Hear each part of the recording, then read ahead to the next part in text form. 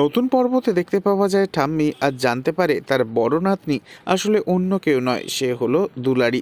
আর এই চরম সত্যি জানতে পেরে ঠাম্মি তো অসম্ভব খুশি হয়ে যায়। আর প্রেস মিডিয়ার সামনে মাইকে সে তার নাতনির হাত ধরে বলতে থাকে, ঈশ্বর আমার কথা শুনেছেন, যে রত্ন আমি তার কাছে বারবার চেয়েছি তা তিনি আমাকে অনেক আগেই দিয়ে ফেলেছেন।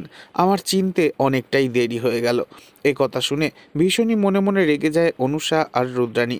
তবে রুদ্রাণী বলতে থাকে, বড় নাতনি ফিরে এসেছে তো কি হয়েছে, এই সান্যাল বাড়ির সমস্ত প্রপার্টি একমাত্র পাবে আমার নাতনি অনুষা, আর অন্য কেউ নয়।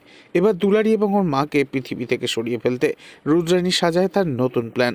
তবে কি দুলারির ক্ষতি করা সহজ হবে, নাকি আগামী দিনে রুদ্রাণীকেই উল্টে বসতে হবে পথে?